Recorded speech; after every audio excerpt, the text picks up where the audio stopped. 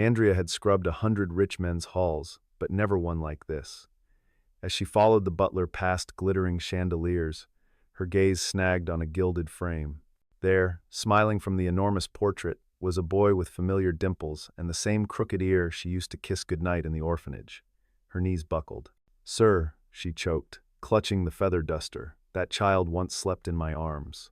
The billionaire froze, every color draining from his face as memories he'd buried slammed back.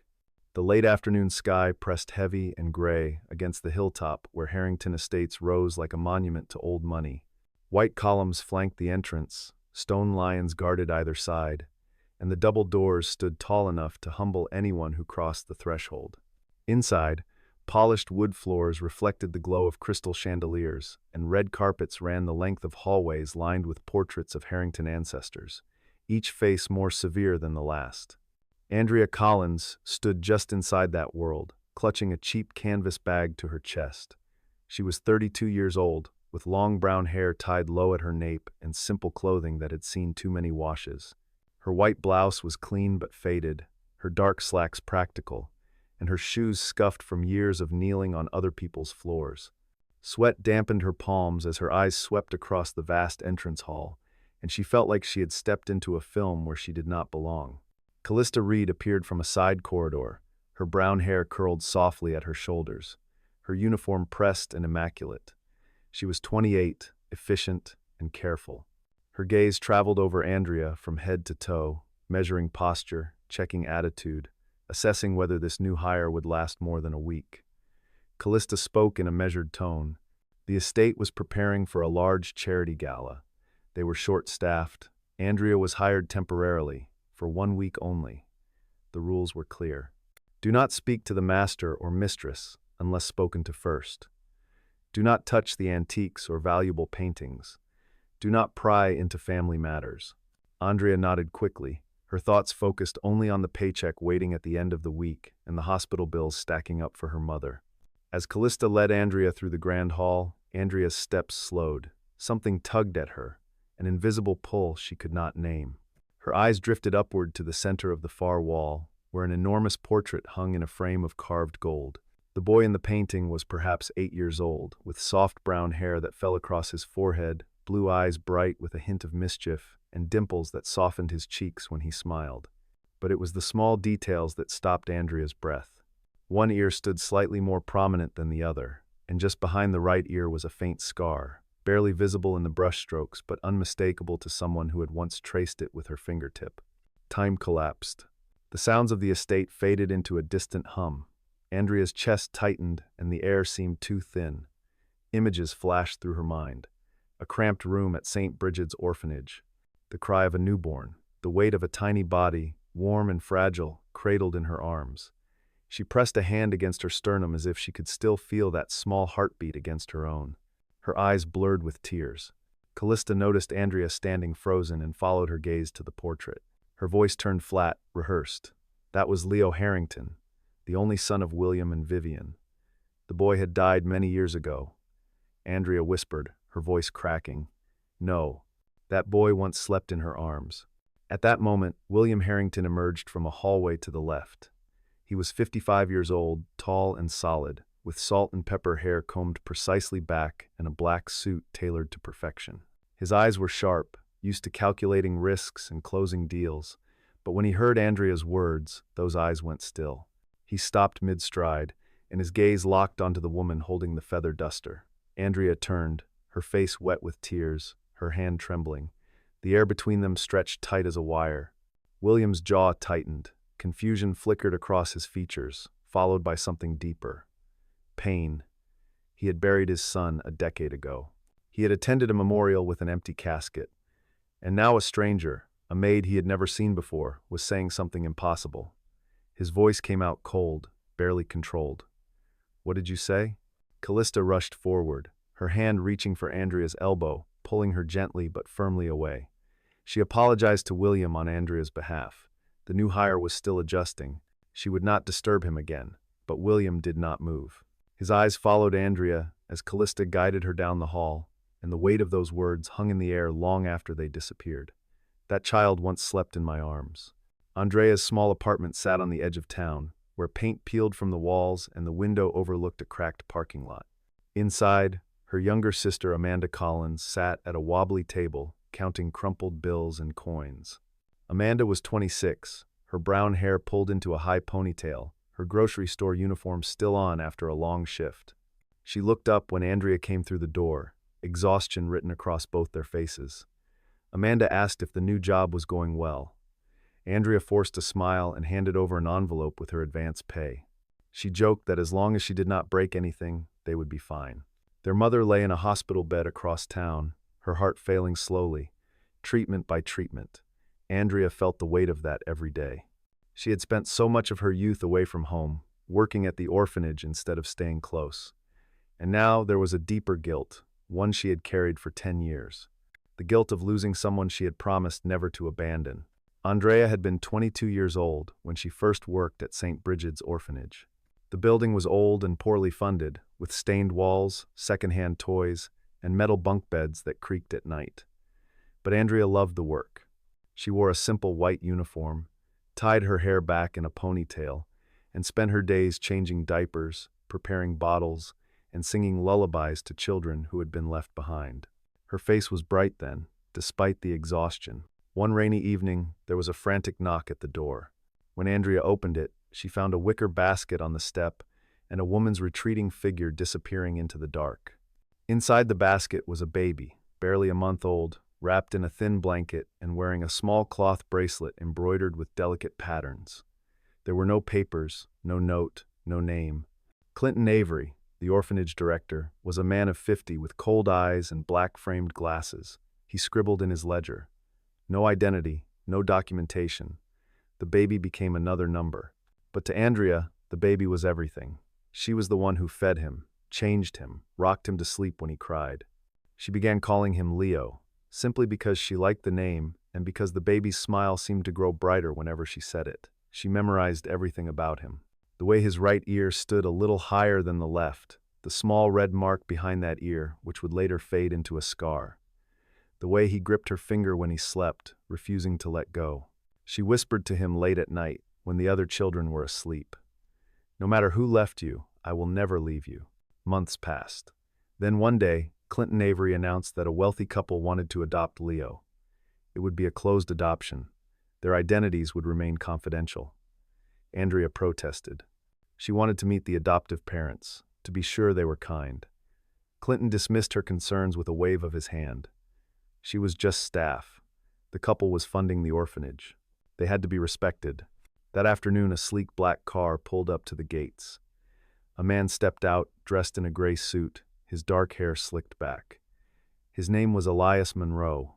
He was 48 years old, and his voice was smooth, practiced, the voice of someone who had spent years bending the law to his advantage.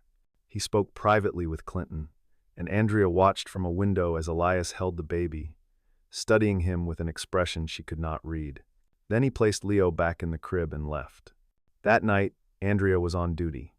She was exhausted and allowed herself a few minutes of rest, closing her eyes while the children slept. When she woke, the crib was empty. The blanket was folded neatly, but Leo was gone.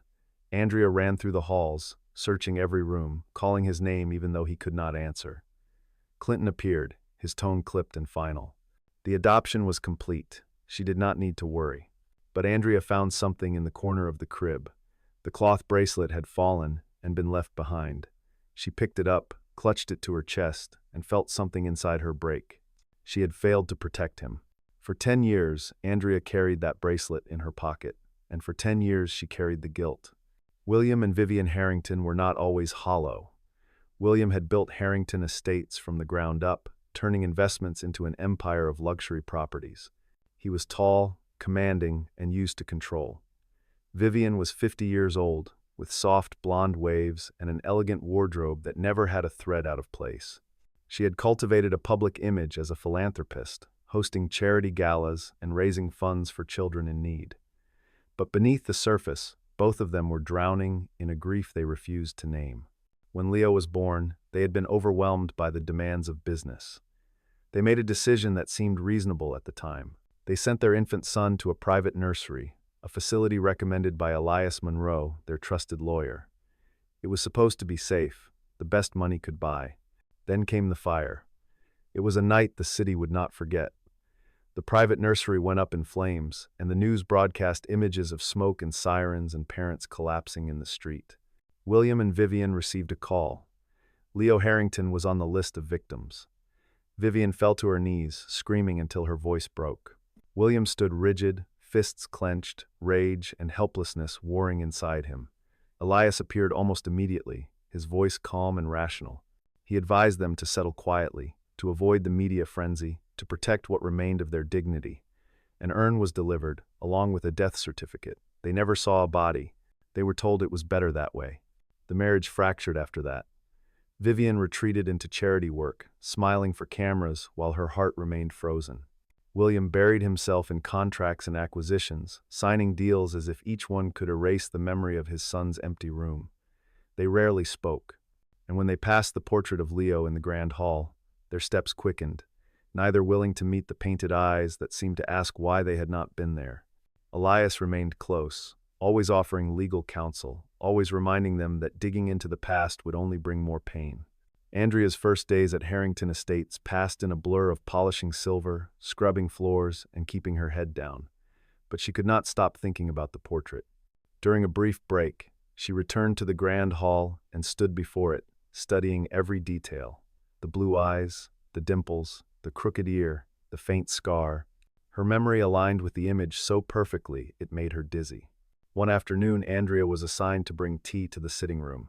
William, Vivian, and Elias were deep in conversation about the upcoming gala, discussing the charity fund for children who had lost their families. As Andrea set the tray down, she overheard Elias say that events from 18 years ago should not be revisited. 18 years. Andrea's mind caught on the number. It matched the age Leo would have been if he had lived. Andrea began to observe more carefully. She noticed the way Vivian's hands trembled when she passed the portrait.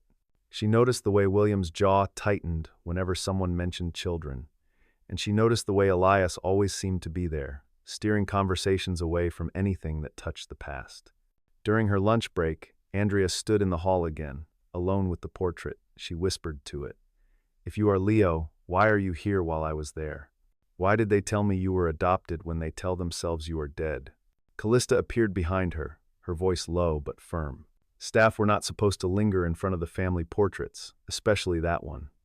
Andrea apologized, but her eyes were full of questions. Callista softened slightly. She leaned closer and said something Andrea would not forget. There were things in this house that were not safe to touch. That night, lying on the narrow bed in the staff quarters, Andrea could not sleep. She replayed the moment in the hall when William heard her words. She had seen something flicker in his eyes. Not just anger, recognition, fear. She knew she might lose this job, but somewhere deep inside she also knew this was the first time in 10 years that the truth had a chance to be spoken. Amanda urged caution when Andrea called her that night. She worried that Andrea was seeing patterns where none existed, that grief and guilt were playing tricks. But even Amanda had to admit that if there was any chance at all, that the baby Andrea had loved was still alive, they had to know. The opportunity came when Callista assigned Andrea to clean the library. The room was lined with shelves of leather-bound books, filing cabinets, and storage boxes labeled with years and names. Andrea worked slowly, dusting each shelf, but her eyes kept drifting to a box marked Leo Harrington Private. Her hands shook as she opened it. Inside were hospital records, photographs, and documents that did not match the story she had been told. There was a photo of Leo as a newborn, his tiny ankle wrapped in a cloth bracelet identical to the one Andrea still carried. There were medical records showing that Leo had been treated at a hospital Andrea recognized, not the private nursery that had burned. And there was a financial agreement between Harrington Estates and a care facility, signed by Elias Monroe. Andrea's heart pounded. She took photos with her phone, her hands trembling so badly she nearly dropped it. But before she could close the box, Callista appeared in the doorway. Her face was tight with anger. She threatened to report Andrea, to have her fired for violating confidentiality agreements. Andrea broke down. She told Callista everything: the orphanage, the baby, the cloth bracelet. The night he disappeared, Callista's expression shifted. She was silent for a long time. Then she admitted something she had never told anyone. Years ago, she had overheard Vivian arguing with Elias over a strange phone call. Someone had claimed Leo was alive. Elias had grabbed the phone, shouted at the caller, and later convinced Vivian it was a scam. But Callista had seen the doubt in Vivian's eyes. She had never fully believed Elias after that. Callista made a decision. She would help Andrea, but they had to be careful. Elias was powerful, and he would not let the past resurface without a fight. On Andrea's day off, she and Callista drove to the part of the city where St. Bridget's orphanage still stood, though barely. The building was in disrepair, only a few rooms still in use. They found Sister Helen, a retired nun in her 70s, with white hair and kind eyes that had seen too much sorrow. Sister Helen remembered Andrea. She remembered the baby. Sister Helen confirmed what Andrea feared. There had been a closed adoption arranged by Clinton Avery and a man in a gray suit. She had seen Clinton accept a thick envelope of cash. She had been told never to speak of it again. The baby had not been adopted through legal channels. He had been sold. Armed with this confirmation, Andrea and Callista knew they needed more. They needed to find the boy himself. They stopped at a community soup kitchen on the way back, hoping for a hot meal and a place to think. As they sat down, Andrea heard it, a piano, old and slightly out of tune, playing a melody that made her blood run cold. It was the lullaby she had sung to Leo every night at the orphanage. A melody she had made up herself, one that existed nowhere else in the world. She followed the sound to a side room where a boy sat at the piano, his eyes closed, his fingers moving across the keys as if guided by muscle memory. He was 17 years old, thin and wiry, with brown hair that fell messily over his forehead. When he turned, Andrea saw them. The dimples, the crooked ear, the faint scar. Her knees nearly gave out. The boy's name was Finn Carter. The shelter manager explained that Finn had been placed there when he was around 3 years old, transferred from another facility that had shut down. His records were vague, listing only that he had come from a private nursery that had suffered a fire. He had been fostered several times, but each family had returned him, saying he was difficult to connect with. Andrea approached carefully. She complimented his playing and asked where he had learned the song. Finn shrugged. He did not know. He remembered a woman singing it when he was very small. He only remembered the melody. Andrea's throat closed. She wanted to grab him, to tell him she was the woman, that she had held him and promised never to leave him. But she stayed silent, terrified of saying too much too soon. On the drive back, Andrea stared out the window, her chest aching with a strange mix of joy and devastation. Callista finally spoke. If Finn was truly Leo, he deserved to know who he was. But bringing him into the Harrington world would mean battles with lawyers, media, and men like Elias Monroe who did not want the truth told. Andrea made her choice. She would fight. Back at the estate, Andrea knew she had to reach William. But Elias was always nearby, reviewing documents, advising, controlling. Andrea tried to speak to William alone several times, but Elias intercepted every attempt. She began to understand. Elias was not just protecting the Harringtons, he was protecting himself. One evening, Andrea overheard a conversation between William and Elias in the study. Elias was insistent. If anyone tried to reopen the case of the nursery fire, the media would paint William as a negligent father who had abandoned his son to strangers. The family's reputation would be destroyed. William's voice was tired, defeated. But what if there was a chance Leo was still alive? Elias snapped back. There was no chance, only people looking to exploit grief. Andrea could not wait any longer. She found William standing alone in front of Leo's portrait one evening, his shoulders heavy, his face drawn. She stepped forward, her voice shaking but clear. She told him everything. She told him about St. Bridget's, about the baby she had cared for, about the closed adoption and the night the baby disappeared. She told him about Elias being there. She told him about the cloth bracelet.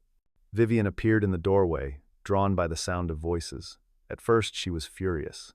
She thought Andrea was trying to manipulate them, to extort money by claiming some connection to their dead son.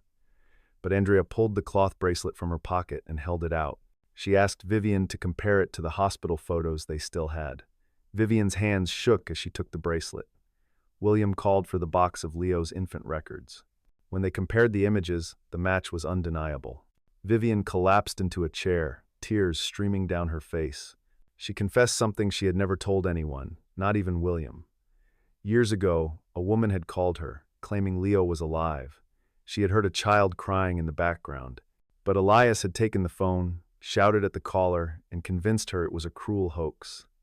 Vivian had wanted to believe. She had wanted to search. But Elias had used her fear of looking foolish, of being hurt again, to keep her silent. William made a decision. For the first time in 10 years, he would not listen to Elias. He contacted Henry Dalton, an independent lawyer known for his integrity and his refusal to be bought. Henry was 45, with short brown hair and eyes that saw through lies. William told him everything. Andrea's story, the bracelet, the records, the boy named Finn.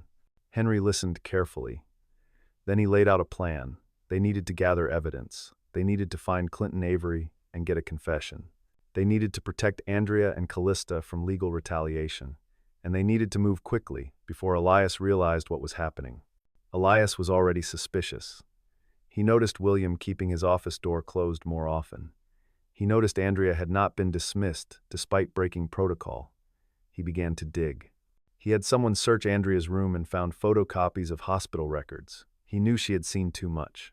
Henry, Andrea, and Callista traveled to a small town hours away, where Clinton Avery now lived in a rundown house, his glory days long behind him. He was 60 now, frightened and sick. At first, he refused to talk. But Henry showed him bank transfers from Elias Monroe to Clinton's account. He showed him the legal consequences of child trafficking. And he offered Clinton a deal. Cooperate, and the charges would be reduced. Clinton broke. He admitted everything. Elias had run an illegal adoption ring, using the orphanage as a supply line for wealthy clients who wanted children without the scrutiny of legal processes. Leo Harrington had been one of those children. The fire at the private nursery had been real, but Elias had used it as an opportunity. He had falsified records, placed Leo's name on the victim list, and ensured the Harringtons received a death certificate. It had been the perfect cover. No one would search for a dead child. Henry recorded the confession. He had Clinton sign a statement. It was enough to bring Elias down. But first, they needed one more piece of proof. They needed to confirm that Finn Carter was Leo Harrington. Henry and Andrea returned to the shelter. Convincing Finn to take a DNA test was not easy. The boy had been burned too many times by adults who promised and then disappeared. He was angry, defensive. He told Andrea he had gotten used to people wanting him and then sending him back. Why should he believe this would be any different? Andrea sat down beside him. She did not promise him money or a mansion. She did not promise a fairy tale. She told him the truth. She told him that 10 years ago, she had held a baby and made a promise she had failed to keep. And now, she wanted to give him the one thing no one had ever given him, the right to know who he was. Finn agreed to the test. The wait for results felt like an eternity. In the hospital waiting room, William, Vivian, Finn, and Andrea sat in tense silence. William found himself staring at the boy, noticing the way Finn frowned, the way his jaw set when he was nervous. It was the same expression William saw in the mirror. Vivian stared at Finn's hands, so much like the hands she had held when her son was a baby. When Henry returned with the results, his voice was steady but his eyes were wet. The DNA confirmed it. Finn Carter was Leo Harrington. The room exploded in silence. Vivian sobbed. William sat down hard, his face in his hands. Finn stood abruptly, backing toward the door, his breathing rapid. His whole world had just shattered. He had been Finn Carter, a kid nobody wanted, for 17 years. And now they were telling him he was someone else entirely, someone rich, someone with a family, someone whose parents had been told he was dead. Finn shouted at William, "Why did you not search for me? Why did you believe them?" William had no answer that felt good enough. He could only say the truth. "I thought you were gone. I trusted the wrong people. I failed you." Andrea stepped forward. She told Finn that no matter what name he carried, no matter what family claimed him, he was still the boy who played piano at the shelter. He was still the boy who remembered a lullaby from a stranger who had loved him, and she would not abandon him again. The final confrontation came at the charity gala, the event Andrea had been hired to help prepare. The ballroom glittered with crystal and candlelight. Wealthy donors filled the room, dressed in designer gowns and tailored tuxedos, ready to applaud themselves for their generosity. Elias Monroe stood near the stage, preparing to deliver a speech about the Harrington family's commitment to helping orphaned children. The irony was suffocating. William had planned every moment of what came next. Henry, Andrea, Callista, Vivian, and Finn were all present, hidden among the crowd. Finn had agreed to come, though his face was pale and his fists were clenched. As Elias stepped to the microphone, William moved forward. He walked up the steps to the stage, took the microphone from Elias's hand, and turned to face the room. The room went silent. William's voice was calm, but it carried the weight of a man who had finally chosen truth over comfort. He told the crowd that tonight they would not hear about charity. Tonight they would hear about justice. He told them about the son he had lost, the son he had been told was dead, the son who had been stolen and sold and erased from existence by the very systems meant to protect him. Henry activated a projector. Clinton Avery's confession played on the screen, his voice shaking as he described the illegal adoption network, the bribes, the falsified documents, the fire that had been used as a cover. The room erupted in gasps and murmurs. Elias tried to leave, but security had already been alerted. Police officers entered the ballroom, and Henry handed them a file of evidence. Elias Monroe was arrested on charges of child trafficking, forgery, and corruption. Cameras flashed. Reporters shouted questions. The perfect image of Harrington Estates shattered in real time. William turned back to the microphone. He gestured toward the side of the stage, and Finn stepped into the light. The boy looked terrified, but he walked forward. William placed a hand on Finn's shoulder and introduced him to the world. "This is Leo Finn Harrington, my son." The son the world said was dead. Finn took the microphone. His voice was quiet at first, but it grew stronger. He spoke not to the wealthy crowd, but to the children like him, watching from shelters and foster homes and places where they had been told they did not matter. He told them they deserved to know who they were. They deserved to be found. They deserved to be fought for. Then William did something that surprised everyone. He pointed to Andrea, standing at the back of the room in her plain maid's uniform. He told the crowd that without Andrea Collins, a woman who cleaned floors and earned barely enough to survive, he would never have known his son was alive. She had been brave enough to speak when everyone else stayed silent. She had risked her job, her safety, and her peace to tell the truth. Andrea was pulled onto the stage, tears streaming down her face. Vivian crossed the stage and embraced her, whispering thank you over and over. The media captured every second. In the weeks that followed, the story dominated the news. Elias Monroe was prosecuted and convicted. Clinton Avery cooperated and received a reduced sentence. The illegal adoption network was exposed, and several other children were located and reunited with families. The Harrington family became a symbol of something unexpected.